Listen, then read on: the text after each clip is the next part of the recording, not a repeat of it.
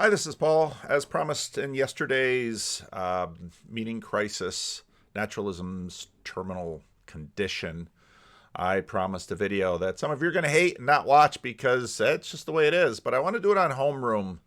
This morning, there was a problem with my internet connection at home, so I had to get on the app, and AT&T had to come and had to fix the wire leading to the house, or at least the fiber leading to the house, and et cetera, et cetera, et cetera, et cetera. And so I was at home this morning, not getting some things done that I wanted to get done, but it gave me a chance to download and edit and shorten McMo's 3.5 hour live stream from Sunday that I compressed down to about 48 minutes. And I'll put the entire 48-minute edit at the end of this video, but I will talk about some of it and I'll do some commentary on some of it beforehand. I was sitting there and my son came in. He's like, "Are you doing a live stream?" Because he knew the internet was out because the AT&T guy was there.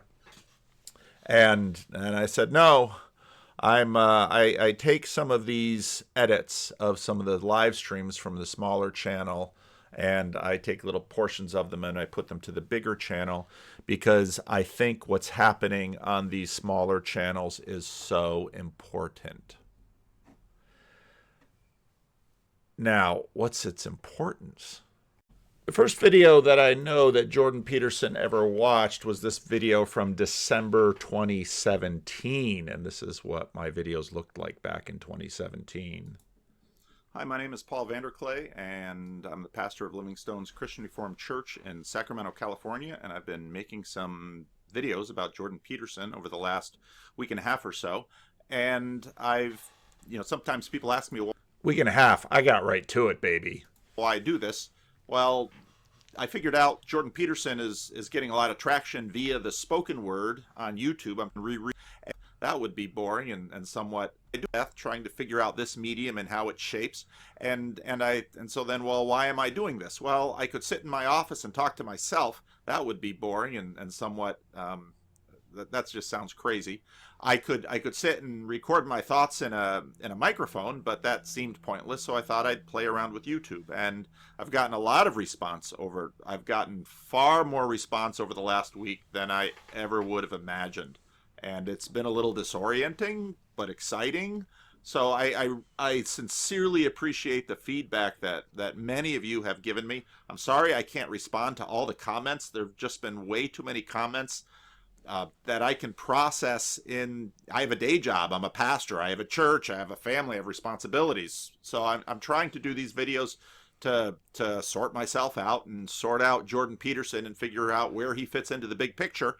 And so as I was thinking about this yesterday, I thought about how in some ways we watched Jordan Peterson for the same reasons we watched Jim and Pam in The Office. Now, The Office was a hit series on TV, and it's on Netflix, and I know my kids have watched It's so painful listening to myself talk. A lot of The Office, and so it's similar to Jordan Peterson talking about. I remember in the Maps of Meaning course, he talked about his young son watching the video of Pinocchio, and he would watch the video of the whale, over and over and over again. And Peterson made the observation, boy, that little kid, he's figuring something out in his head. And so I watch my kids as teenagers and young adults watch The Office. And my wife and I sometimes say, "Oh, I've got to watch The Office again," because we watch it over and over and over again. And I'm trying to figure out, well, why that happens. And this comment that Peterson makes on biblical series. Well, let me first say that, it's... Oh, look at young me trying to make a video. It's interesting that I'm starting to quote Jordan Peterson on video and minute, kind of like Bible and verse. Now, I know some of the Christians out there, that scares you. Just hold on to yourself. It's okay.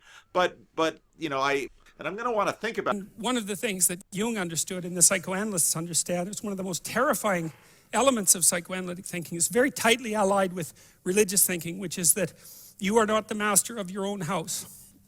There are spirits that dwell within you, meaning you have a will and you can exercise a certain amount. Spirits, he was already using the language back then. of conscious control over your being, but there are all sorts of things that occur within you that seem to be beyond your capacity to control. Your dreams, for example, that's a really good example, or your impulses, for example. You might think of those as so foreign from you that they're not even, you don't even want them to be part of you. But more subtly even, how about what you're interested in, what compels you? Like, where does that come from? Exactly. Because you can't conjure it up of your own accord, you know. So if you're a student and you're taking a difficult course, you might say to yourself, well, I need to sit down and study for 3 hours. But then you sit down and that isn't what happens. Your attention goes everywhere.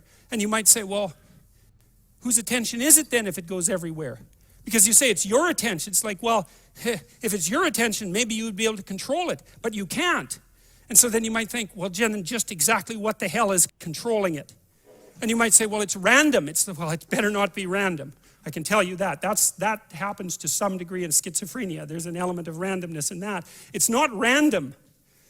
It's driven by the action of phenomena that I think are best considered as something like subpersonalities, although even that's only a partial description. You can't make yourself interested in something. Interest manifests itself and grips you. That's a whole different thing. And so what is it that's gripping you? In terms of mode on right with this, and listening to Peterson has been super helpful. Oh, what a good video maker. What a good video maker I was. Anyway, I know that he watched this because he tweeted it. And that back in those days, he didn't have as big a YouTube channel as he had, or a Twitter account, or all of the status and importance. But that point never left me in terms of what about us? And for me, I thought, okay, my schedule's disrupted because the internet is a mess at home, and I can't leave the internet as a mess at home because I'm a father and I'm a provider, and one of the things I provide is food, and the other thing I provide is internet to the hungry family. And so, my wife has to work and my son has to do things, and people come over and things have to be done, and so the internet must work, and so I must provide. So then I'm going to be home, and it's like, oh yeah, there's all these videos by high status people, but McMo is doing a live stream, and it was really fun. Freddie has now, I finished up the estuary, and I walked in the sanctuary, and I was actually in Rick's room talking to Rick, and Freddie comes in, he says, I was on McMo's live stream today. I said, you were? Because last, teach a man to fish, teach a man to live stream, and he'll jump on McMo's live stream. And so Freddie's figured out, I subscribed him to a bunch of live streaming channels, and I showed him where to look for that little blue link, and he found it, and he did the whole thing by himself, and he got chemo on. Is this just a kind of a fun game that we're playing? I don't think so. I think it's akin to my kids when they were watching The Office, and I think it's akin to the fact that we are not masters even of our own attention. And so what the heck are we doing? And Rod up here, he's not a stranger to the corner. Rod, that's been part of Rod's fascination with this whole thing right from the beginning. Like, where is this going? What are we doing? And I know Phlebas of anyone gets so frustrated. Joey would always get, don't talk about the TLC. And in fact, when I was in England, one person told me, when you play that branding, it sort of puts me off because it's very clear it's an inside joke, and I don't feel like I'm on the inside. And it's a stupid thing to do on YouTube if you want to be a content creator, because the group of people at any given time that's really into this stuff, it's in the hundreds. The ones that watch everything, and that's, well, I don't even know. Now that might not even true. It might be in the thousands, but it's so distributed, and we're making so much content at this point. But why do we keep doing it? And why do we want to play? And why do we want to play in this way? So Saturdays, I haven't clipped up any of Saturday's McMo's Saturday cookout, which was really excellent. They really got into stuff on Saturday, and it had a couple new voices in there, which were fun to hear. But then Sundays was, I thought, just as good, if not better. And McMo sort of and part of this is we're all learning from each other as we go, which is so cool. Because McMo has his own style, his own vibe, his own thing that he's doing on his, and he's usually putting together beats, and he really has to post some of those beats on YouTube so Freddie and I can play, and they can kind of be used. We can recycle them into the Freddie and Paul show. But he starts out sort of a la Luke Thompson, because Luke is, I agree with Mark Parker. Some of you people, if YouTube is like your ministry, don't give it up for Lent. You're starving us addicts out there who, I'm addicted to the Luke Thompson live streams, and, maybe it's good that we have Lent. So anyway, McMo starts off with an allegory. And he starts off with an allegory. Well, should I play it? I've been debating whether or not to play it. The back alley with a instrument case in their hand. It's so hot right now. So here's the allegory. In a place like Asheville, there's a man playing acoustic guitar on the side of it wasn't a busy street. It was really more of a back alley. And so this guy's playing guitar, and he knows that, there's not going to be a lot of people that come by. He's probably not going to make a lot of money busking in this back alley. But you know what? He loves the music. He loves playing his guitar. And in truth, it can be a little difficult to get a prime spot on the busy streets. Usually there's some sort of seniority or, this reason or the next, that the guys who get the prime spots in the busy streets playing their music or doing their magic tricks, there's a reason why they get those spots. And sometimes it's physical intimidation. Sometimes it's seniority. Sometimes it's, Machiavellian. And so he's talking about this, and I'm trying to think, is this a TLC analogy? Is this what kind of analogy is this? And there definitely was a TLC-ness to this, because, so of course Dog Bark used to do that down in Old Sac with Freddie before Dog Bark passed, and Freddie and Chemo and Charles J. And sometimes when Bowtie's up in town, Bowtie will join them. But I really like this analogy, and the analogies as this conversation went just built, because is what we're doing like this music? Is it like a game like hockey or basketball? Conniving and fox-like behavior, as PBK, so PBK understands, But anyway, so this guy, he's just playing his acoustic guitar in the back alley.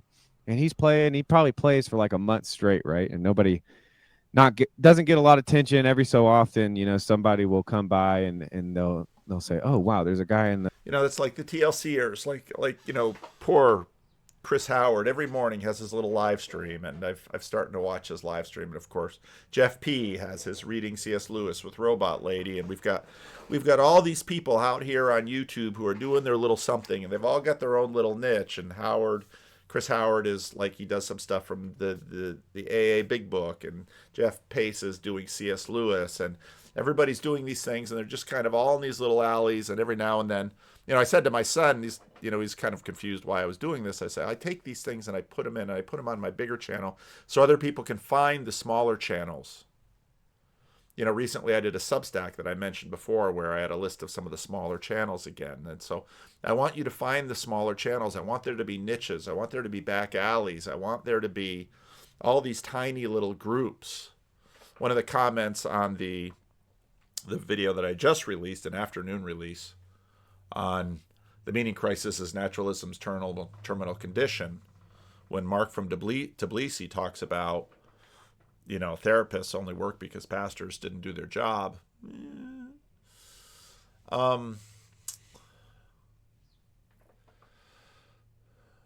Megachurch pastors outsourced pastoral care to the small group.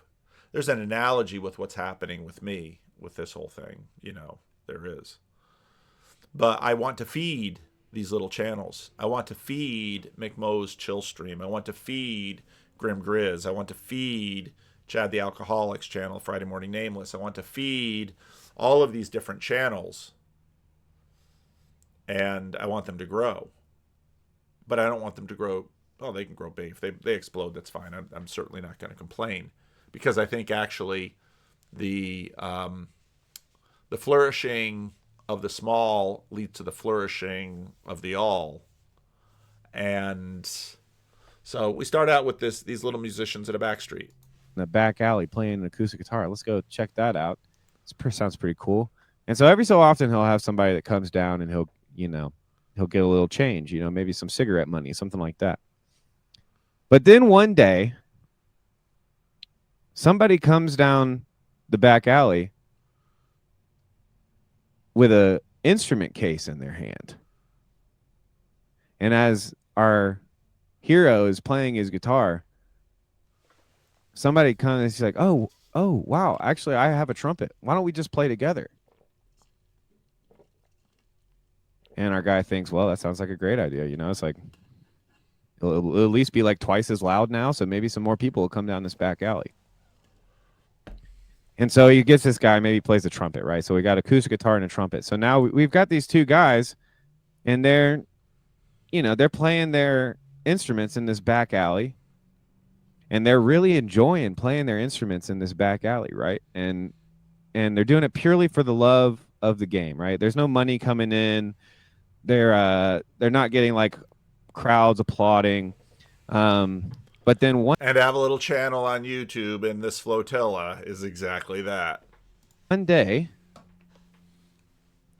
another person walks down the back alley, and this guy's got a cajon. And if you don't know what a cajon is, then you can Google that. But it's K-A-J, or not K-A, C-A-J-O-N-E. It's like a box. It's like those box beaters. The people that beat the box, but they don't beatbox. Bars. And so now they're like, oh yeah, dude, you gotta play. We've got basically a nice little trio here. So we can't.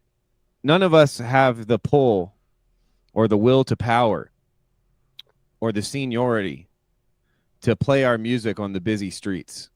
But you know what? That's not what it's all about. It's about the love of music. It's about the love of playing your instrument, being with your bandmates, feeling the vibes, getting in the community, the wisdom, the rhythm. And so it's like, hey, this might just be like a practice, It's like basically we're just practicing in this back alley. But now we've got a trio, and we're really killing it. And then one day, wouldn't you know it, another guy comes down the alley with an instrument case. He's got another instrument. And this time it's a saxophone. So now we've got the cajon, the trumpet, the acoustic guitar, and the saxophone. The saxophone player comes down the street. A saxophone much like this. A saxophone player comes down the street, and they think, oh my goodness. All right, the trio just became a quartet. A quartet. We've got a quartet playing in the back alley. This is incredible. This is awesome. And so they start playing their first song. It's very scenius. And then the saxophone player says, whoa, wait, guys. Can you please, can we bring the key down just like one note, two notes, something like that? Can we play it in a different key? Sorry. I think this song sounds better if we play it in a different key. And so the cajon player says, well, it doesn't matter to me. I just play the cajon. Same thing for me, And then the trumpet player says, yeah, I think I can probably, transpose in my head, whatever. Yeah, we'll do that. And the acoustic guitar says like, oh, you know what? That's fine. That's totally fine. I actually have a capo right here. And so they're like, okay, now we're going to start playing in this new key. Let's start again. And they start playing the song. And the saxophone player says, whoa. Hold on. this is way too fast. This is way too fast. We got to slow it down. And so he asked everybody, and everybody says, and the cajon player says, yeah, actually this time it does affect me. So yeah, I can play a little slower. Maybe, maybe that was on me. I'll try to play a little slower. And they start playing again. And the saxophone player goes, whoa, whoa, whoa, whoa, whoa, whoa, whoa, whoa, whoa. This is just not working. I'm just, you know what? You guys just let me. I'll start with the solo. I'll set the key, and I'll set the tempo, and then you guys can follow me. And so they did that. And they did that for weeks and weeks and weeks and weeks, and they practiced and practiced and practiced. And guess what? They were still in a back alley. And now, because there was a gang of them, people were less likely to come down into the back alley and throw some coins into the hat, because instead of it just being this guy on the acoustic guitar singing in it for the love of the game, they had become this oiled machine, this band ready for the big time. So as I was conceiving of that allegory, I thought of a real story that actually happened to me in my life, which will let you guys know a little bit more about me and the type of person I am. So basically, I was at a bar with friends, and me and my friend, I had kind of just like this was like a few years ago, and I had recently realized the like value of Kierkegaard and epistemic humility and what was the other thing? It was absurdity, Christian absurdity, the thing right up there. And so I had all these grand visions of like, yes, I've made progress in philosophy, and I think not only can I fly to the heights of Kierkegaard and Schopenhauer and Nietzsche, Aquinas, Kant even. Not only that, but I also, I thanks be to God, I have the sharp wit and the down-to-earth sensibilities that will allow me to speak about this in my local bar. Not even my local bar. I actually traveled to go to this bar. But anyway, my friend, basically, we're outside, we're smoking a cigarette, and laughing it up, just having a grand old time. And then my friend says something about religion or philosophy or politics or something. And I decided at that moment that it was like the perfect time to say, to kind of bring out my my new philosophical wins and advantages and discoveries for the people. And I thought to myself, well, I'm just going to make this guy really realize the existential anxiety and the real precarious position he finds himself epistemically if he chooses to live a life that's not inspected. What is it? Not unexamined. The unexamined life is not worth living. And so I'm gonna, by nature of my logic and discernment and wit and all the above, I'm going to really put this guy in his place and show him, there's levels to this intellectual game, brother, And so basically what I decided to do was anything he said, I was just going to say, prove it. And so he said something like, I think that the Democrats are cooked, or, maybe he said, I think that the Republicans have just become way too cringe. And I said, prove it. And then he had an excuse for that. And I said, prove it. And I just kept saying, prove it, like a 3-year-old asking their parent, why? Well, why does that happen? Why does that happen? And basically this went on for a long time until I had realized that I had because I had decided to be this like Norm Macdonald troll character, that I had offended my friend, put him in a position to look like a fool in front of our other friends because he didn't have the answers to the universe, because he couldn't. I had basically done this humiliation ritual proving that I was the top intellect. And well, guess what? All of my friends thought I was a real asshole for doing that. They thought that I was being mean, and they were right. And so yeah, that's, I guess, chill time with McMo. You know, story time with McMo. Chill. We can now proceed. I've got a lot of comments to catch up on. Now that I've done the like 20-minute Luke Thompson style monologue at the beginning, I think I'll drop the link. You guys can join me. I'll make a chill beat in the background. But until then, we will watch this Wocal Distance and PVK.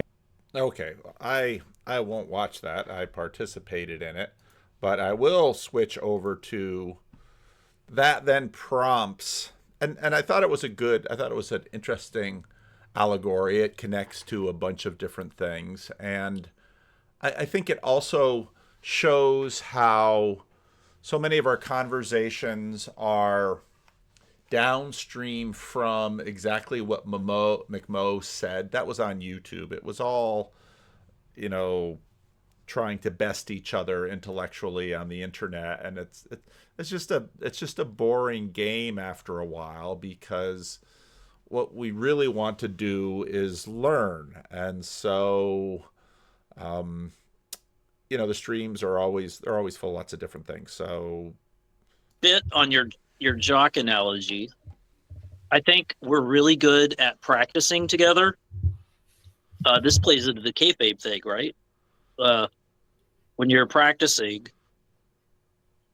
you're in. Everybody's in on that idea that your opponents are adversaries, but it's because you bought into that so that you could all get together and be better as a team. Oops. Because the reality is, the first two analogies here are sort of music and sports, and later Tunji's going to come in and he's going to say, yeah, but music is collaborative and sports is competitive. is that you are a team, and everyone knows that too. And that's what TLC is, I think. We're really good at the practice sessions. And I think maybe we're not as good at noticing when it's game day, and we forget what we learned in practice. You know? I think that happened today. I missed the story, but is that game day, or do some people approach busking with no competitive attitude, and it's actually just, you know, a pickup game?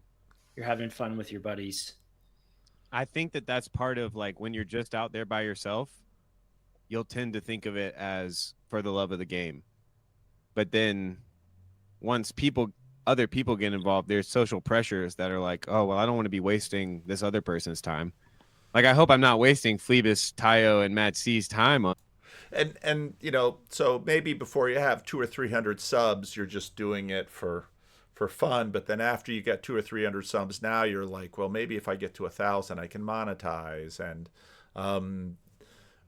you know, you've got the different size channels, and so you've got the Jordan Peterson channel, then you've got the Jonathan Peugeot size, and you've got the John Vervaeke size, and you have the PVK size, and then you have the Transfigured and Meaning Crisis size, and then you have the Grim Grizz size, and then you just boom, boom, boom, boom, boom, and on the Chill McMo stream, that would be, you know, I'm gonna have to answer to God for that, you know. That got real so quick. So you know? true. I think we're so good at, like, sometimes I think that the practice session is the whole thing that we're doing in TLC. And that's okay. I'm not thinking of that necessarily critically, but there's trade-offs with treating the whole sport like just those practice sessions during the week. Because then you get super thrown off when someone shows up and they say, hey, I actually want to play the game. But of course, with music, well, what's the goal of music? Is it beauty? Is it just purely for music's sake? Is it having others enjoy it? Is it that people put some coins or maybe some bucks in your open guitar case on the side of the road in Old Sacramento? Is it? And so then what's the purpose of this? What's the joy of this? Why? Now again, back to Peterson, we don't know why we do this, but we've been doing it for years. And we're not stopping. I was thinking of that Sunday with my little estuary group and ahead of Living Stones, and we just had the regulars. And some weeks we'll have visitors and tourists and people who don't come every week. But then some weeks we just have the every weekers. And I think to myself, why do we do this? With church, I sort of have an understanding of it because it's kind of religious devotion. But with this, well, something's going to come up with this too. I actually want to compete and I want to win. And we forgot that there's a sport behind the practice, you know, and we don't know how to transition to actually show up and by game day for TLC, I don't mean, you know, we don't have to beat the other person. You know what I mean? We're going to do it our TLC way, but we're forgetting our kung fu. I think sometimes we don't know how to, like, you know, use our opponent's energy against them, you know, so that we can have a good time. And despite themselves, they're actually going to be a part of our jazz trio, and we're actually going to make good music together. Tayo, get his ass.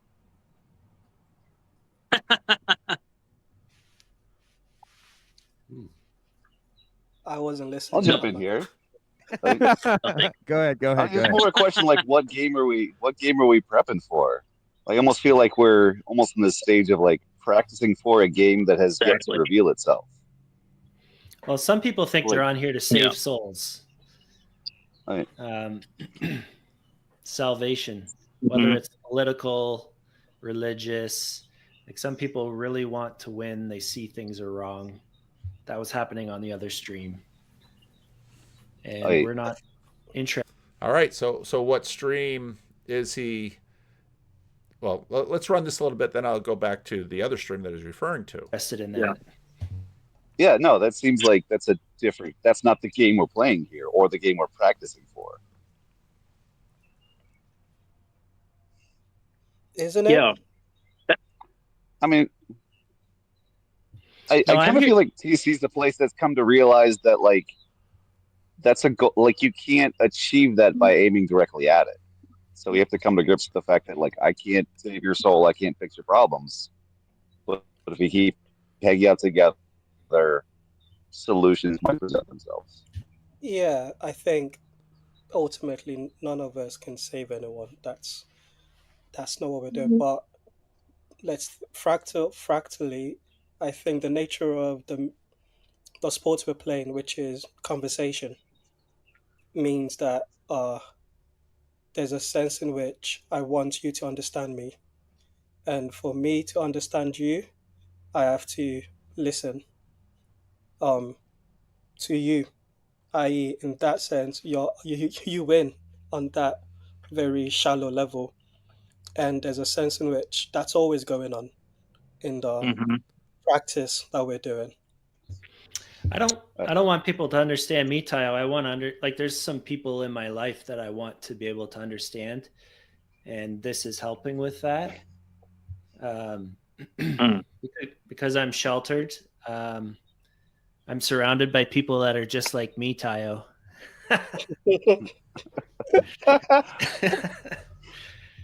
No, so I don't know. This is... No, I think that's really important because I'm glad you said that. Those are two different postures you can take in conversation. To be the one that wants to. Now, this, of course, is following part of what happens and part of what makes sort of the in-groupness of this so difficult. So much of this is like, again, you walk into a room and there's a piano. That piano can make beautiful music. Can you make beautiful music on that piano? The question is, how much have you devoted yourself to becoming a piano player? How much have you devoted yourself to learning how to read music, to getting lessons, to doing all of these things so that you can transjectively interact with that piano and together do something? And again, I think part of this is we are not masters of ourselves, as Peterson says. And we are being drawn to something. Now, it's interesting because this comes on the heels of I made the video, the clip from the Friday live stream of digital gnosis, basically articulating a critique, making a complaint that he often makes, and I was really happy to watch the group interact with him. And I think about these dynamics so often on YouTube, because YouTube has become so much like bad church. What do I mean by bad church? Now, some of you will agree or disagree that it's bad, but what churches so often do is they just have their own little sphere, and they just hammer on that little sphere. And YouTube is like that. It's just a world of conflicted echo chambers, and people just go to certain YouTube channels because they wanna either own the libs, or they wanna set the record straight, or and it's all of this preaching to the choir, preaching to the base. It's just all trying to win the fights with facts and logic, and et cetera, et cetera. And so I'm going to play the rest of my little edited version of the McMo live stream. And at one point, they start differentiating between, what are we doing here in the corner versus what does Christian YouTube do? And I think it's so important. And, obviously it's also has to do with, my day job and me as a pastor, and how I've always been a pastor, because I've always wanted more exploration instead of just what really can be successful in a church, which is just keep hammering the certain little dogmas and doctrines of your church. Just keep hammering. And again, I'm not a skeptic about dogmas and doctrines, but you can reliably build a big YouTube channel or a big church if you just keep doing that. But I tend to find that dynamic personally distasteful, and I don't know where it goes culturally. And now, for those of you who don't quite know how to use YouTube, and I always have to remember this because not everybody does. If you go to someone's channel and you're looking for the live streams, they have these little tabs here. You can find playlists, posts, live videos. If you want to see what videos they've made and just sort of upload them. This was a good video, that Glenn Schroeder video. I really liked it on Mark's channel. But if you go to live, then you can find his live streams. And he had just done a live stream. Challenges, but and so he was addressing. He was addressing, continuing the conversation. Oh yeah, I really liked this too. I'll play some of this. She's a little uncomfortable. Mm-hmm. So it's hard to say, but she's like very chill though. Now, part of the reason I really liked this was actually the experience I had. I was getting ready for church, and I saw Mark was live streaming. I couldn't jump in because, I'm showering and getting dressed and taking care of morning chores and getting ready to come to church and all of this. But I couldn't stop watching because Chad was talking about, the early days of the first child, which I remember so vividly because they're so incredible as a new father, and, married to a new mother and a new baby, and you don't really know what you're doing. And that baby is just taking all of your attention, and everything that baby does. I have hours and hours and hours of video of my first child doing next to nothing. And I was overseas in the Dominican Republic, and so I had this video camera that I bought used, and I would send the VHSs to my mother, who would copy them and send a copy to the other grandmother. And my mother said, she and my father would just sit down. That was their first grandchild. Pop in that VHS and just sit there and have dinner. And we were not a family that ever ate in front of the television, but as soon as they got that video, they both wanted to watch it. And so when Dad would get home from work, first thing, here, grab some food and sit down and let's watch our first grandson do nothing for 2 hours. Talk about attention. And so Chad is just talking about, this fatherhood stuff and becoming a father and his anxieties and his joys. And of course, Mark is about my age, and Mark is also a father, and Mark can remember those days. And part of remembering back on those days is thinking about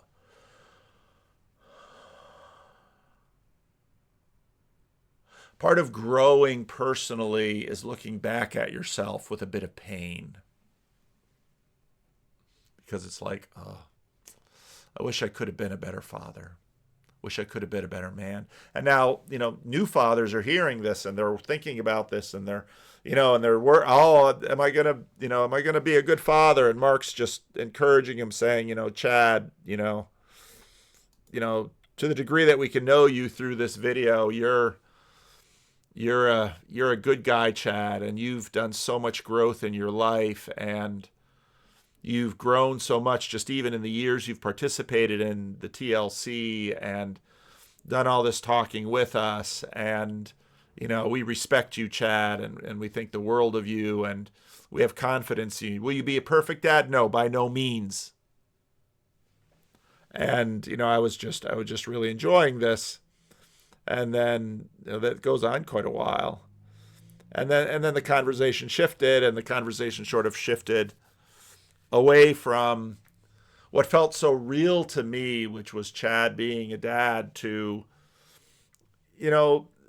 Nathan's struggles. And in many ways, Chad is dealing with what he's got in his life right now, which is all encompassing, which is his daughter and becoming a dad.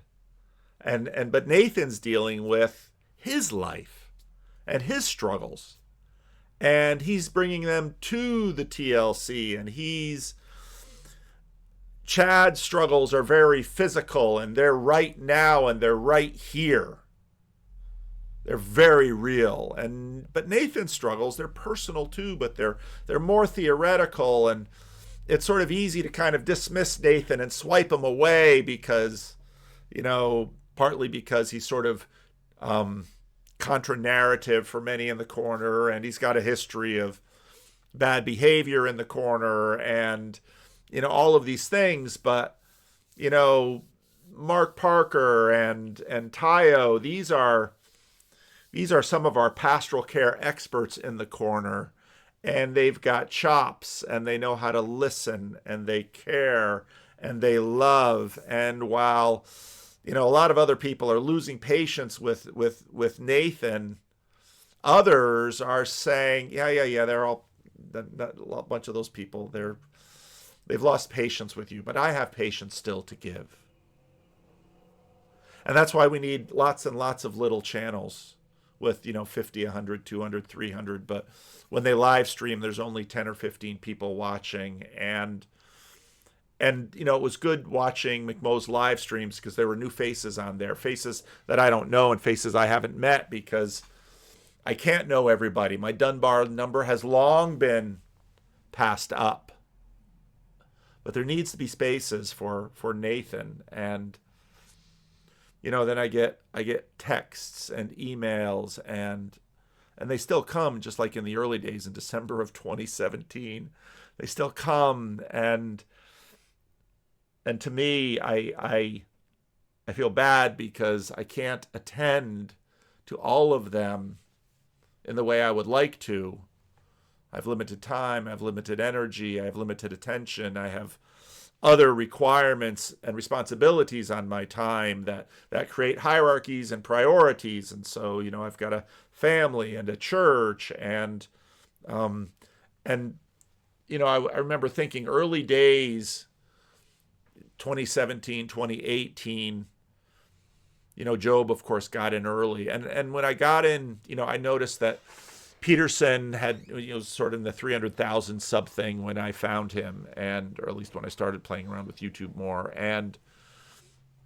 But Peugeot sort of got in before the status rocket. And so, and then as I watch this thing go, and I think about Sam Tiedemann, I think about Luke Thompson, and I think about Job, and I think about Karen Wong, and I think about some of the early TLCers that are sort of have their place in it, because they got in early. But it didn't go away. And part of the reason it didn't go away is this isn't a YouTube channel in order to be a YouTube channel. I watch YouTubers burn out, and I watch even TLCers like start something and abandon it. And that's totally cool because, hey, you should try stuff. And if it's not for you, just, get out and do something else. It's totally cool. But, the thing is, it's about people. And it's about sharing wisdom. And it's about learning with each other. And I haven't had a chance to watch the whole live stream. Mark, get fiber. Even though I had a little struggle with fiber. Once, if it's installed properly, fiber's the best. And CC is around. I've never spoken with CC, but I've seen her in the live streams. And so to me, this is what this is for. And when you look at, someone like Jacob's, I call it Jacob's Corner, the Federecci channel. I mean, it's just a bazaar of people, And of course, you've got Jacob at the heart of it, doing his Jacob things. And if you look at his live streams, his just chattings, you've got Samuel on there, and Hezi had a nice, let's see, where is it? Hezi had a nice conversation. Sam was on there. Hezi sent that video to me. And, different groups, like there's corners of the corner. And of course you've got Father Eric, and you've got Mark Lefevre, and you've got all these others that are. Father Eric, I guess, is doing it on Mondays instead of Sundays, because he was doing it on Sundays. I'm like, I don't know how you can do it on Sunday night. But Sunday for me after church is family. Family comes over for dinner, and we hang out with family, and we do things with family. Sundays are really special days for me because I get to be with my kids and my daughter-in-law and other members of the family, and so Sundays are really good. But all these different characters and all these different channels finding their way in, and Andrew, of course, doing what Andrew does on the live streams.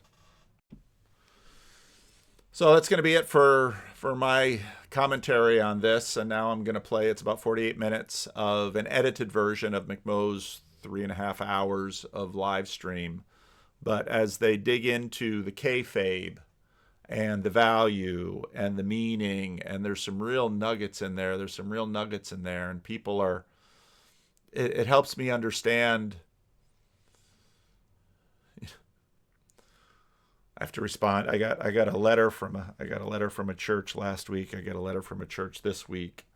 The CRC pastors shortage is growing, and so people look and say, well, Vanderclay's been at Living Stones for like 28 years.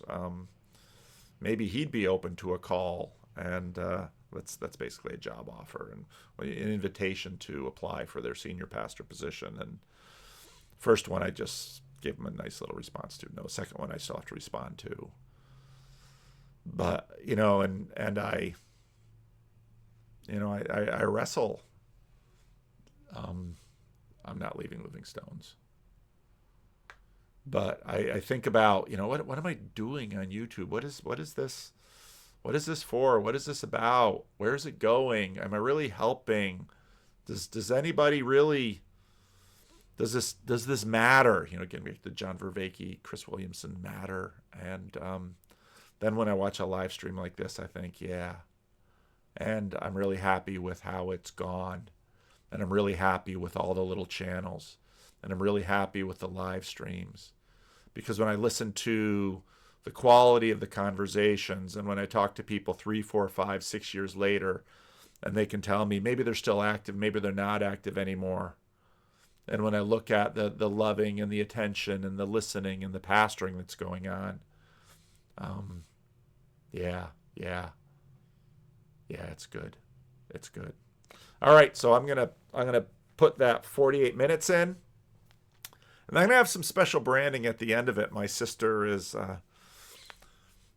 more creative than I am, and she's always playing with things. So I'm gonna put a little video, which is kind of the introductory video to my sister's new YouTube channel. We'll see what comes of it. It's sort of in a TLC way. It's gonna be very different from me, and it's gonna make some of you are gonna hate it. But I'll put that branding way at the end. So watch the 48 minutes. I know sometimes I do this and people are like, but that's YouTube. But these Hollywood Squares videos, these live streams on little channels, when people get talking and people get sharing, gosh, to me, it's the best. It's the best. All right, here we go. Bit on your jock analogy. I think we're really good at practicing together. This plays into the kayfabe thing, right? When you're practicing, everybody's in on that idea that your opponents are adversaries, but it's because you bought into that so that you could all get together and be better as a team. Because the reality is that you are a team, and everyone knows that too. And that's what TLC is, I think. We're really good at the practice sessions. And I think maybe we're not as good at noticing when it's game day, and we forget what we learned in practice. You know? I think that happened today. I missed the story, but is that game day, or do some people approach busking with no competitive attitude and it's actually just, a pickup game? You're having fun with your buddies. I think that's part of, like, when you're just out there by yourself, you'll tend to think of it as for the love of the game. But then once other people get involved, there's social pressures that are like, oh, well, I don't want to be wasting this other person's time. Like, I hope I'm not wasting Phoebus, Tayo, and Matt C's time on the Chill McMo stream. That would be, I'm going to have to answer to God for that, That got real so quick. So true. I think we're so good at, like, sometimes I think that the practice session is the whole thing that we're doing in TLC. And that's okay. I'm not thinking of that necessarily critically, but there's trade-offs with treating the whole sport like just those practice sessions during the week. Because then you get super thrown off when someone shows up and they say, hey, I actually want to play the game. I actually want to compete and I want to win. And we forgot that there's a sport behind the practice, and we don't know how to transition to actually show up and by game day for TLC, I don't mean, we don't have to beat the other person. You know what I mean? We're going to do it our TLC way, but we're forgetting our kung fu. I think sometimes we don't know how to, use our opponent's energy against them, so that we can have a good time. And despite themselves, they're actually going to be a part of our jazz trio. And we're actually going to make good music together. Tayo, get his ass.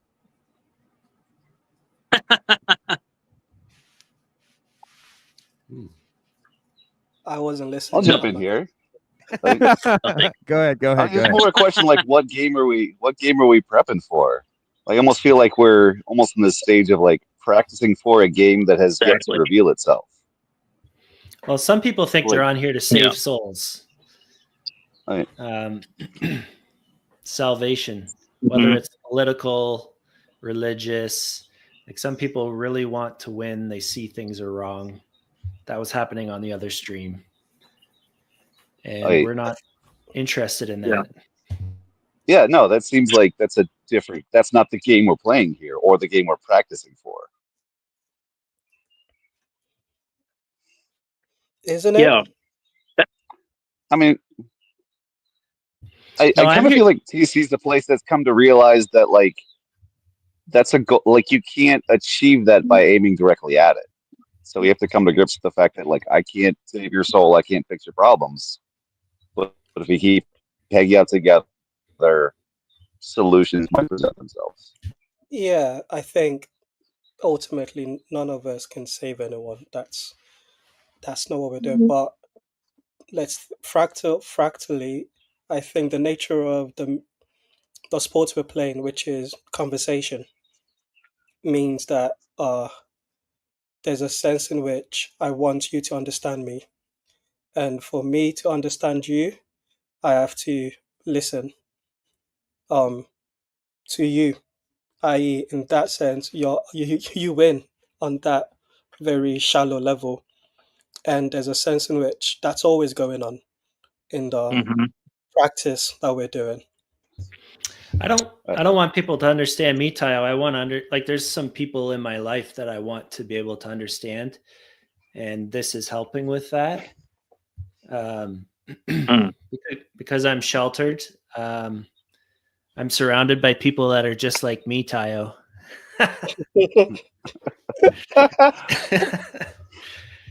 No, so I don't think know. in this This effort is to No, I think that's really important because I'm glad you said that. Those are two different postures you can take in conversation, to be the one that wants to be understood or the one doing the understanding. And that's sort of what I was playing at with me calling the other three people from the allegory coward, because you can play the I just want to do the understanding. But that doesn't mean that you don't have a place that you're standing on. You don't have a place that you're standing on, and if you do accommodate that too much, do too much listening, which can be done, it can make you're not being a good neighbor to the person doing the talking. Because if there are ways in which they're falling short and you're not pointing that out because you want to understand, um, then yeah, I think you're falling short. Yeah, in the content and in their methodology. Yeah, yeah. And I think when it comes to understanding, especially in the world of kind of like religion, there you hit a wall where ultimate understanding only happens when you convert, join, and begin participating. Like there's a qualitative difference between understanding from the outside versus from the inside as a participant. And so I guess that's the extent where in seeking understanding, the implicit hope is for, I know, soul saving, but I know you can't brute so force that. Yeah, and I think that's what I was pointing out by saying, yeah, we're doing that. And Hmm. often we can sort of cast out the people that are more explicit in doing that and say they're not playing the game, but that's not true. They're just playing it uh, on on a higher level, or well, more explicitly than other people are. But it's Thinking still back just to my days as like a toddler soccer ref, when they'll point, you just throw the ball in the middle, and it's just a cluster of kids running back and forth across the field. It's like, yeah, even the fundamentals they're not getting at yet, but they're on the field. It's I don't know, elementary. so I think that seems to be the difference. Just quickly, I'm thinking about that being the difference between practice and the real game might be. Like, if you don't have a level of trust with your conversational uh, partners, that might still be I don't know, you might still be playing it to win, where these people aren't your teammates. They're your opponents you're trying to score points against. And so periodically, TLC gets invited to meet people who don't trust them but want to show up on their streams. And somehow we're so good at playing with our teammates on practice day, with who we have a high level of trust, and we'll kayfabe adversarial relationships with, which really helps us build trust even more. That when we got someone who just says, "I don't like what you're doing. I'm here to beat you." Like I don't know, our mouths slack open and we just listen to them talk for 2 hours. Well, maybe one I like say that to additional element to the teammates. game is again if we talk about like I said, the explicit brute force kind of convert like attempts at soul saving. Maybe part of the game is teaching them to play the game with more finesse.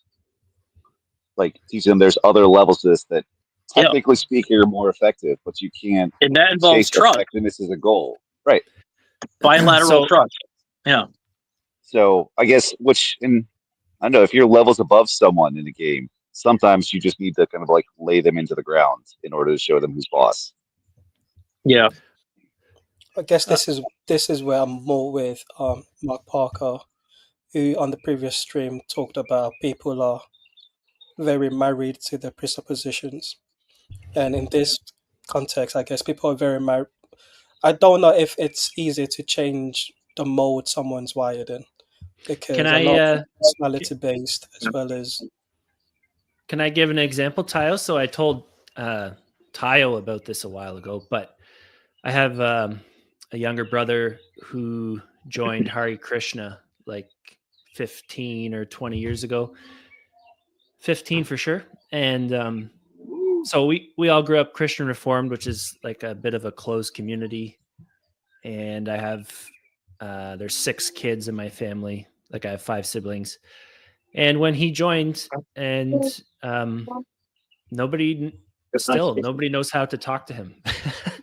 So it's like so far out of our wheelhouse that we just don't understand it. And by hanging around here and learning quite a bit about religion on a, not in the details, but at the much higher level, and then learning how to talk to people, etc. I had the first real conversation with my brother, who is the one I'm closest with. He's 1 year younger than me. That's I had the great. first real conversation with him in like since high school, I guess. So maybe 20 years. And we stayed That's up cool. late at a campfire at my parents' with everyone else had gone to bed, and one of my other brothers was there, and we just had a talk about religion and what he was doing with his life. And he's into it quite deep. Like he lives in the temple and tends the idols. Wow. He's married now, but he was, the traveling priest or whatever you call it, the monk, I guess, that you would see in the airport in the orange getup. He's got the hairdo, shaved except the weird little ponytail. And we've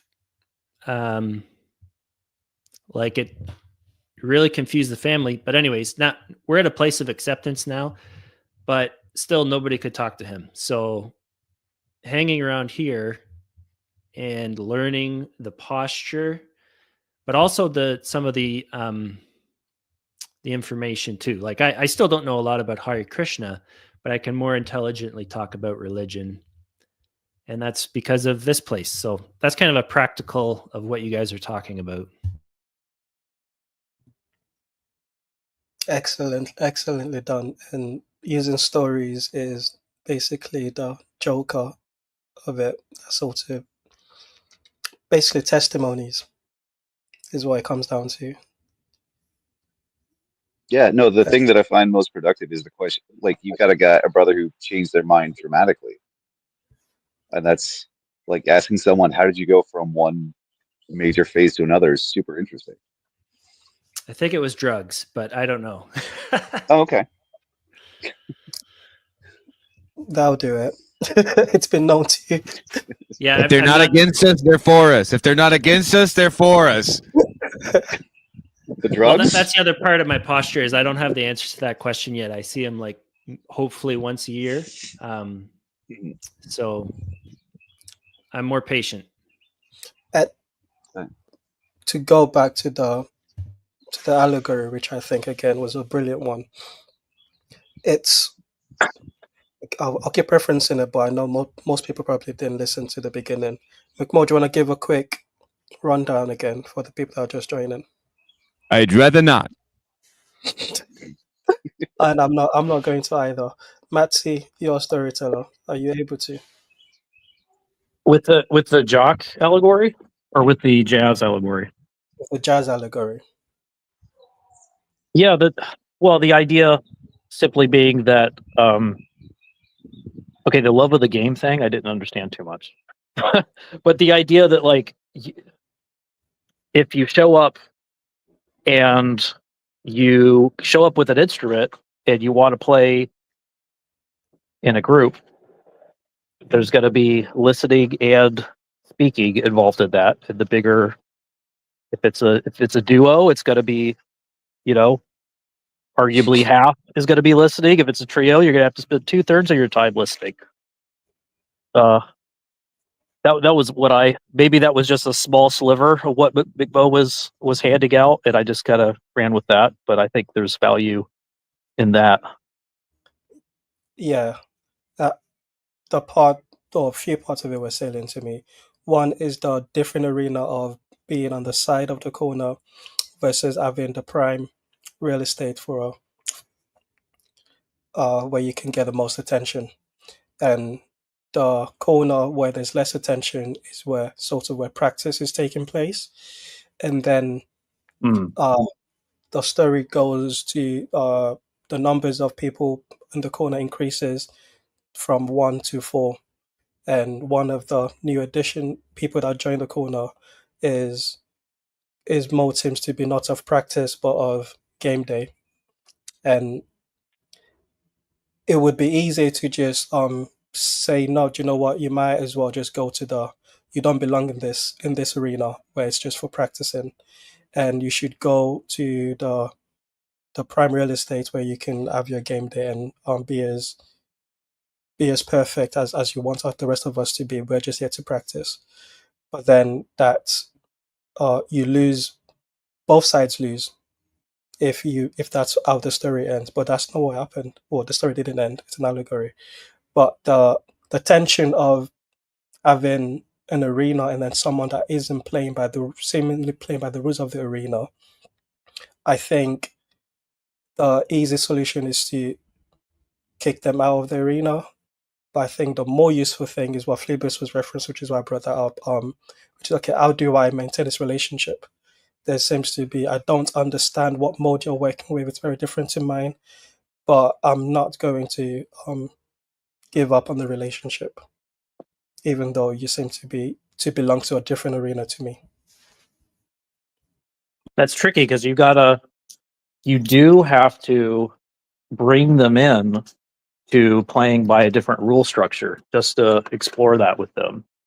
And some of that is pretty subtle work, I think. It's valuable work, but you can't, if you just, this is the practice idea. This is like showing up for practice when it's really game day idea that we are susceptible to sometimes. If we just say, oh, look at this rule set that they're imposing, I just have to play by that rule set. I'm going to ask them questions. They're here to give me answers. I'm here to ask them questions. You know, that's not helping anybody.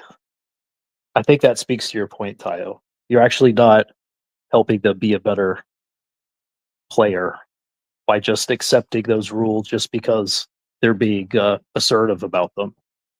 You know, that's not the metric by which we evaluate rules, is how forceful are they being applied. You know. Yeah, but we could bring in we were playing the local stuff, so I'll go with hockey. And when you have a pickup game and somebody shows up like it's game day and they start cross-checking and fighting, and you're all 40 years old and you have to go to work in the morning, it's like the wrong place. So I don't know. It's a different game. It's still important. You're still trying to stay in shape. You're still trying to get better at hockey, but not everything has to be the championship. Like, those people can go somewhere else. Yeah, that's good So too. if we return to the musical analogy, is there a difference between like a show and a jam session? Because the jam session's kind of practice, but it's also kind of public, if I'm not mistaken. And I think that's what this more feels like most of the time, is like this is a jam session where we're going to get better through practicing, but it's also performative. You're getting us out of the binary. That's so valuable. There we go. We have a third tier to this. There's a third leg on this stool now. PM session. Yeah.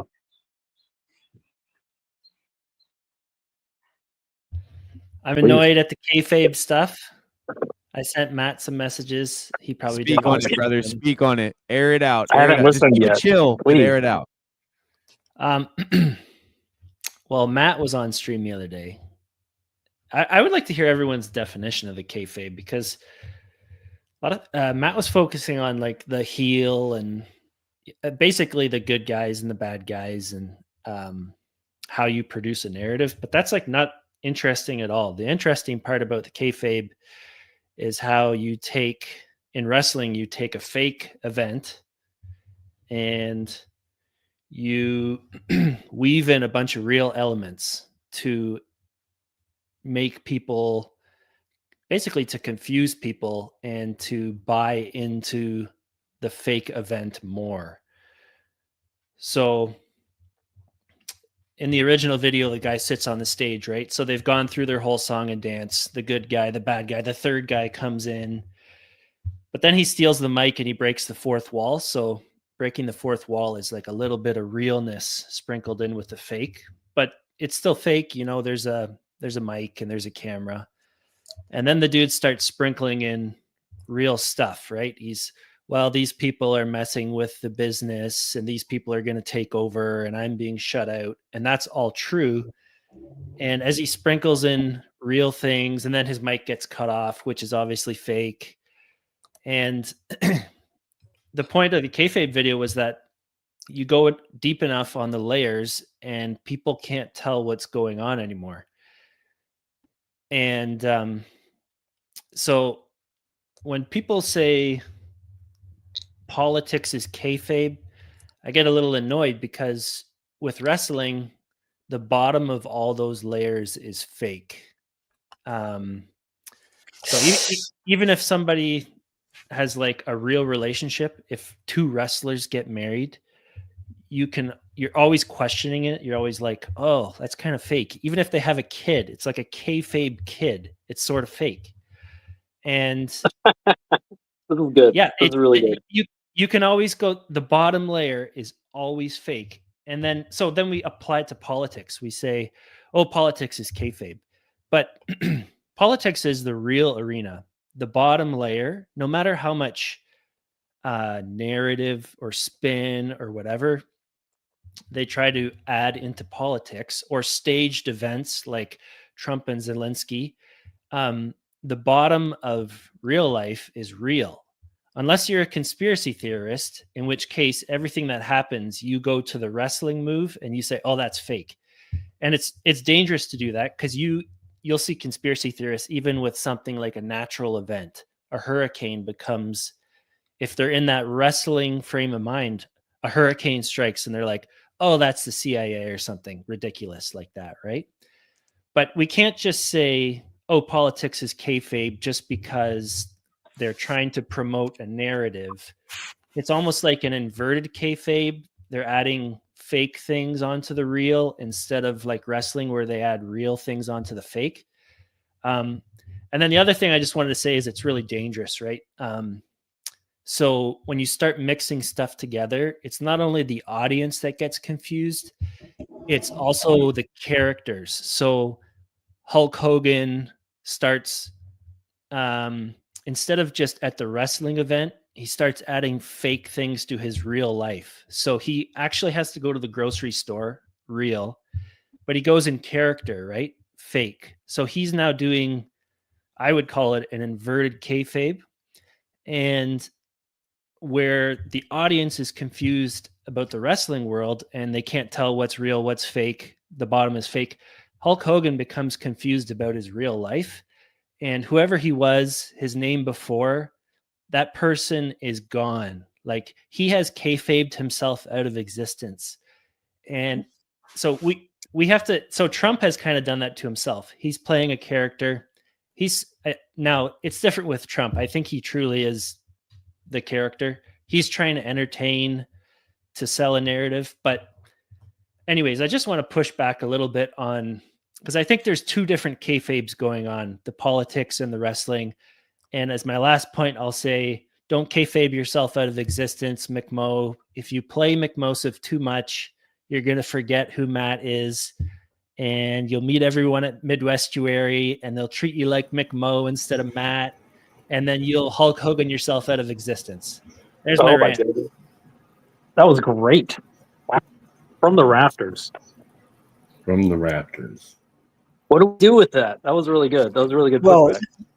you want me back in the end with the don't kayfabe yourself out of reality. But before we get into the politics, I think this is where I once again out myself when I make most stream as a wrestling nerd. You're mixing work and kayfabe. Kayfabe is not neutral, so there's quality to kayfabe.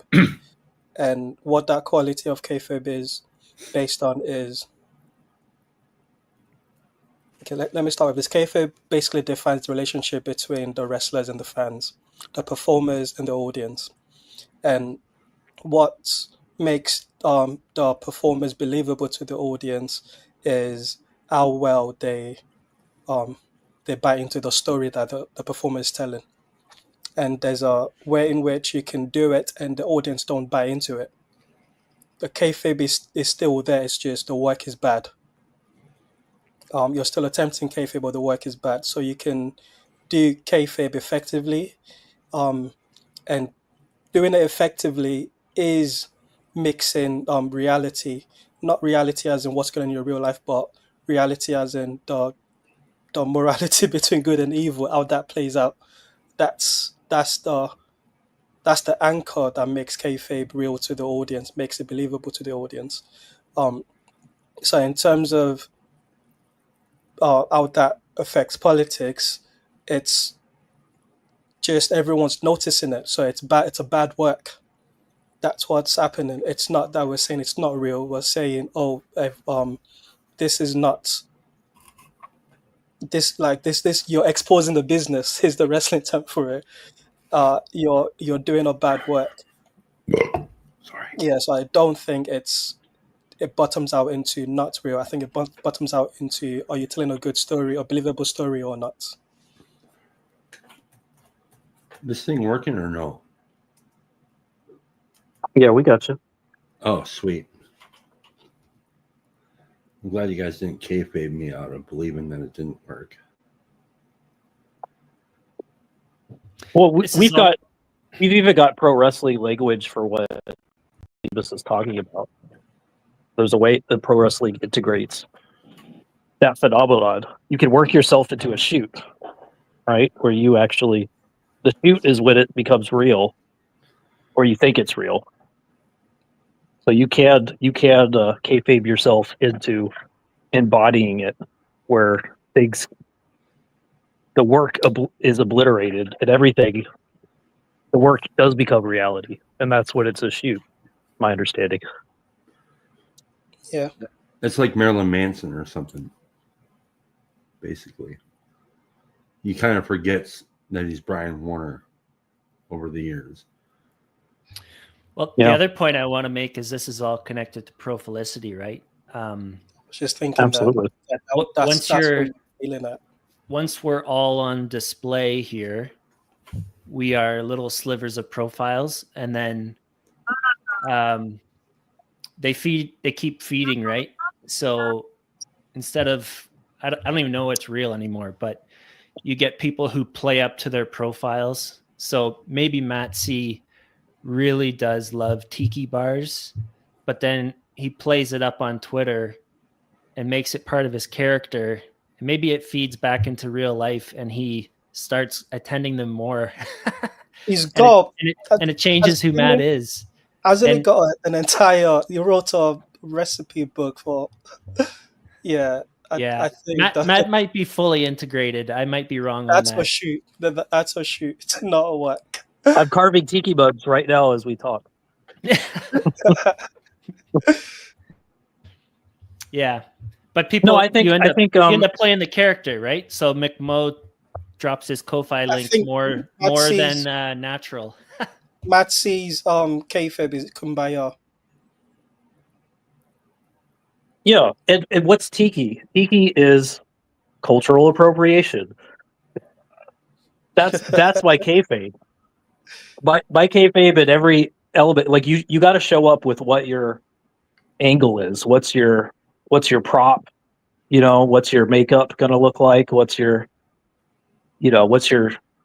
how are people going to view you and know how to root for you? You know, that's something you got to write. And if you don't write it, it's going to be written for you. And I think that's more dangerous. So it's better, I think, to write it for yourself. And I like the cultural appropriation angle because there's a kumbaya element in that. There's an ignorance and self-effacing quality in that. And I don't know. I think there's a lot you could do with that. I think it's positive and fun. And if I didn't pick that, something else would be picked for me. And that's when you get worked into a shoot, I think, a lot more dangerously. If you define the parameters, what your character, quote unquote, is with this prolificity, and you're very intentional about it, then I think you've got a better immune response. But maybe I've worked myself into a shoot. I don't know it. Well, you're carving mugs, not of your own volition. You have to satisfy the character now. Yeah, but like even some of the terminology gets really kayfabe because like even when we bring up cultural appropriation, I'm like where does the fact end, or where does like the actual like that's what's funny. So I think like when we say cultural appropriation, that's I think what I was trying to talk about with Nathan was like I think I understand what you mean by that. But like, I still have a desire to ask what you mean by that, because there are many meanings of it. But like cultural appropriation, just to say English words, who are we appropriating? And you know, like, it's just goofy. It gets so goofy and irrelevant most of the time, I think, unless it's relevant when you want to make the argument. I guess I don't know what I'm saying. It's a fun angle to play in TLC in particular. I think I developed it when I started playing in the TLC space because I think at its base level, at its most neutral, it's you saying, "I don't know what you're doing over there, but I like it. I want to be a part of it, and I'm gonna pantomime what you're doing over there because I'm trying to learn your moves." And it's at its base, it's meant to be. I think it's almost a form of flattery, you know, imitation. But it's also acknowledgement that you're over there and I'm over here, and there's a distance. I don't understand it. I don't know what that's about, that distance, but I'm trying to bridge that distance in some way. And I think a lot of people, you know, like Chad's got his angle on expressing those same kind of principles. I think, and I think Big Mo's got that. Grimm's got that. But you got to be intentional about it, because if you're not intentional, that intentionality gets turned on you, I think, and then you forget where reality is a lot quicker. So you're saying like cultural appropriation to become culturally appropriate? Is that like kind of the play on words you're having there? Oh, that's fun. Cultural I don't know. appreciation. Yeah. You know? Zero stakes. I think the stakes are very high, and the stakes have not to do with each of us. I think, personally, I think, like I was saying before, for me the whole purpose of the play meme and the kayfabe, if you want to call it that, is because it's to keep the door open. Because I know that I can't exactly tell you why I've been helped or how I've been helped, but I know that I have, and I think that's very valuable. Just as like with Phlebas was talking about the ability to have a conversation with his brother. I mean, that's got to be worth at least 5 years of TLC in itself. Yeah. So, like that's the stakes. It is not without stakes. Now, if you want to take that portion of that seriously, I would say that's a good idea. But for me, it's nested in. It's not play. It's funny how play gets such a weird. It gets such like a weird rap around here because like when I say play, I don't think I mean exactly like play, but I mean play. So agree, chat. There are even in a scripted match there are stakes. There are to be, otherwise really becomes all meaningless. And even if we are just practicing arguments and conversation, I hope that we practice ideas that we care about or something that we are interested in. You know, that would be a kind of yeah. I hope nobody come and just talk about things that doesn't really care and or that feels that really what he thinks doesn't have an implication for a bigger picture, you know. That Maybe it's just society lower or whatever. stakes. Like I just when I'm thinking of low stakes, I mean like I'm more willing to share, and I'm hoping that you're more willing to share than I would get from most people in person in most situations. Like my random coworker, like I might lean into something a bit more because there's a higher trust fidelity that we're working with, and the lower stakes. It's high trust, low stakes. You can do a lot with that. But these are really important things. I'm not saying they're not important. Would you be comfortable having TLC type conversation with someone you work with at the Symbolic World Press? Because I'm saying that because I think it's more so to do it if there's a talking point. So if someone that I work with at the bakery factory knew Viveki, I think we would get lost in conversation very quickly because there's a touching point and there's a meeting point where we can meet. So I think it's why the Peterson sphere is named the Peterson sphere because they said that's the touching point. yeah, but there's still TLC. Suckers. Yeah, if TLC has any value, it's people like you and me being more likely to have better, deeper conversations with random people because we practice in the arena here where there's lower stakes. First. No, most people that come to my in-person estuaries don't practice on TLC. They're just aware of they watch like 5 PVK videos a year and maybe a couple Peterson one. Yeah, I will channel. There's TLC I have and to there's channel. TLC. I have to channel Grim Gris here, man. We are real people here on the screen. There are real people. You are interacting with a real person. There is no real life outside. This is real life. So I don't think that It's very endearing that everyone's pushing back against this. It's actually really charming. No, I don't. We're real. I bet it's something that wasn't the main point that you were making. I think I don't think the value of this space is in question, and my evidence for that is just how many Christians there are. Because, like McMo said, Christians have to give account for how they spend their time to the Creator. So there's on that level, the stake is very high. So meaning Christians will spend time in a place where there's value as it relates to their worldview.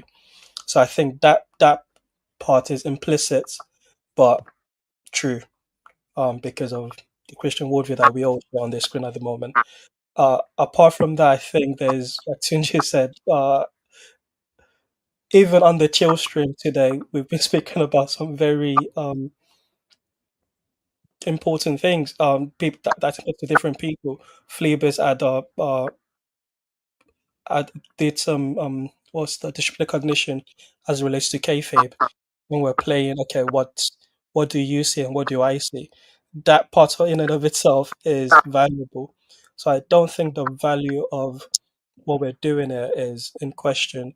I think what the conversation is what are the implicit rules that are actually explicit, i.e., what Macho was pointing at is you guys talk about play, but you're doing serious um theological and philosophy. You're having serious theological and philosophical conversation, and you don't want the burden of you're playing on the side on the alleyway. You don't want to be on the main streets where you can be judged.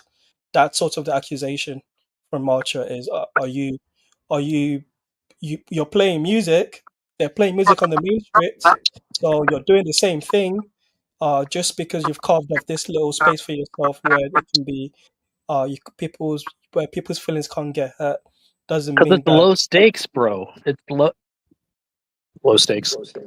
I didn't mean to cut you off, Matt. I'm sorry. It's clear. I mean, yeah. Ask Phlebas. Is it lower stakes to talk to Tayo about, or how about who's someone different to Yeah, talk it's to lower Marcy stakes. Parker or his brother about the same topics? It's Good weirdly point. Very good point, easier. Matt.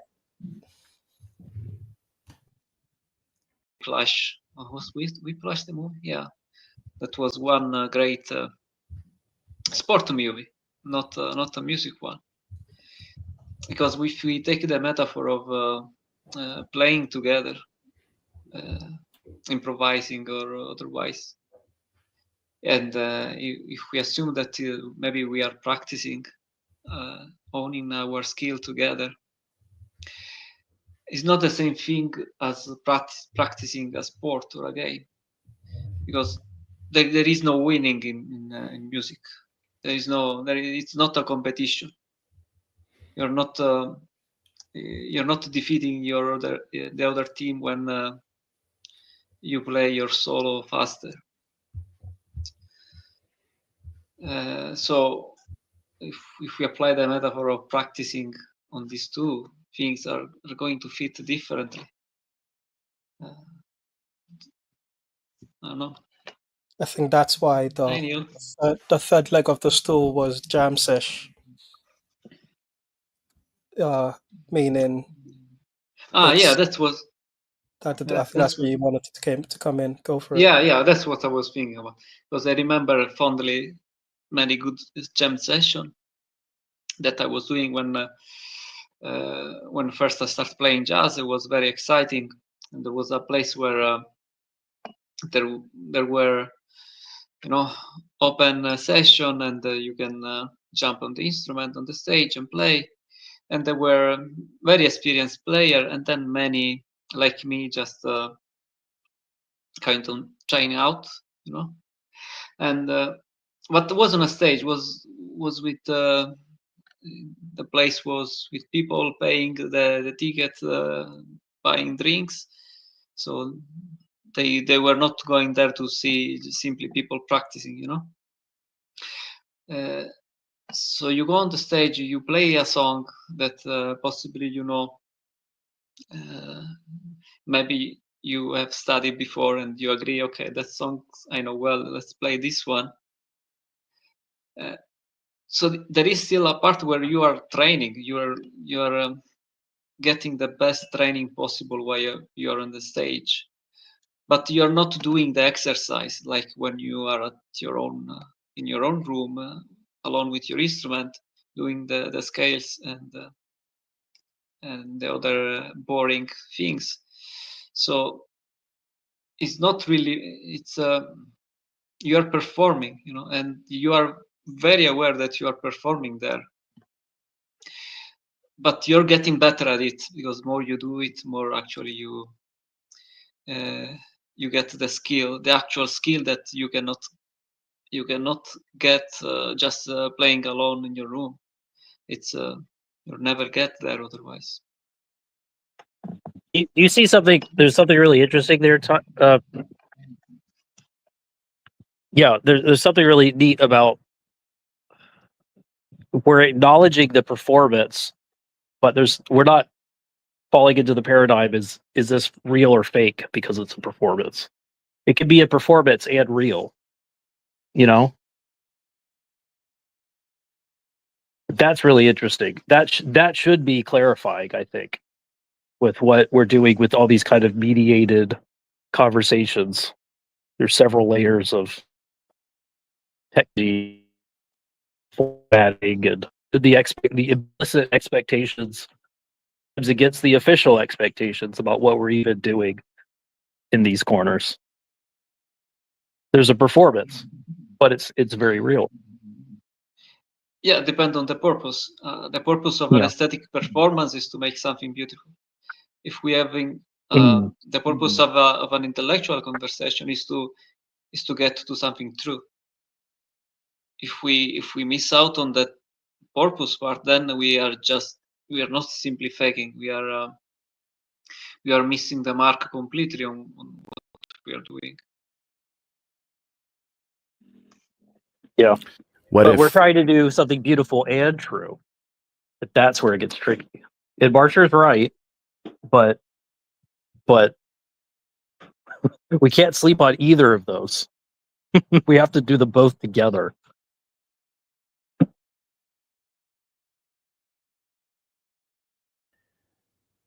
Yeah, I think we're emulating, and it's just an emulation because we're not in person, but I think we're emulating both proper conversation and proper relationship and pursuit of truth. But I would say it's not just pursuit of truth, it's pursuit of truth in conjunction with the spirit of whatever time, whatever spirits are affecting us. Yeah, the TLC's difference from, let's say, a Christian YouTube space that's has the same fellowship that we do, because I think those exist, and or TLC's difference versus an atheistic space that has the same fellowship, I think, is that we are not how do I say it? We are not removed from the culture. Like, we're still, we don't believe that the culture is irredeemable, you could say. So we're still I'm sort of rambling here, but I really value all the cultural engagement of PVK. You know, it's not his sermons. I don't get me wrong, I like some of his sermons. It's not the theological that keeps me in TLC or got me hooked in the first place. It's the engagement of what it means to be a Christian in our present moment, in our present culture.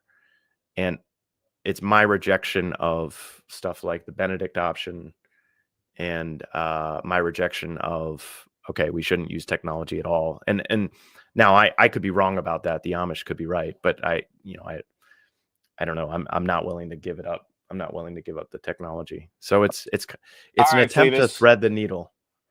All right, Phlebas, what are up? we running away from? Why this navel gazing? And I'm not blaming you for it, Neil. But Phlebas is commenting in the private chat. I'm airing it out. I can only take so much. He can only take so much navel gazing. So what are we running away from? Why are we scared? Why do we feel this need to rally the troops and redefine what brings us together? What dragon are we fleeing from? I don't know. It's a recursive algorithm. We brought in a designated hitter, and Neil's supposed to pitch us. Oh shoot! I mixed the metaphor. Yeah, that's one thing that's certainly not allowed in these parts. We do not allow any mixed metaphors whatsoever. And honestly, Phlebas, that is deserving of one of these. No, well, we don't do that. I thought Tunji rage quit on me. Phlebas, what is it that triggers you or upsets you the most within the corner? And let's make that the topic. Oh, that's even a worse topic. That's like the meta navel gazing. Oh no! Voice chat navel gazing. It's the worst.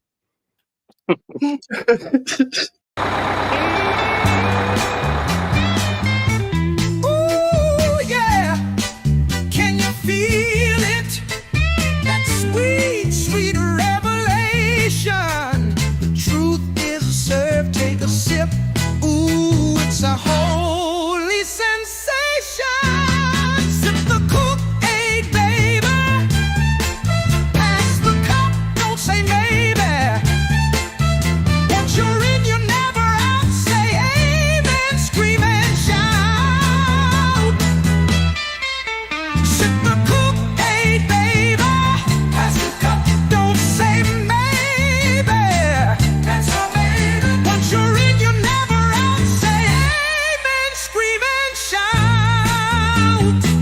Now don't you question, just obey.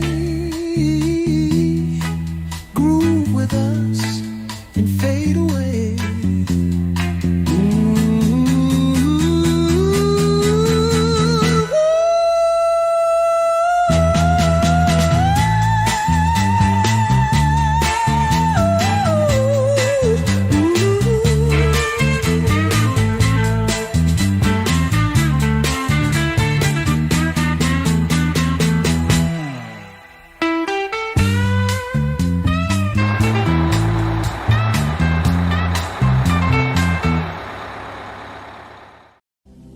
Midwestuary 2025, August 22nd through the 24th in Elmhurst, Illinois.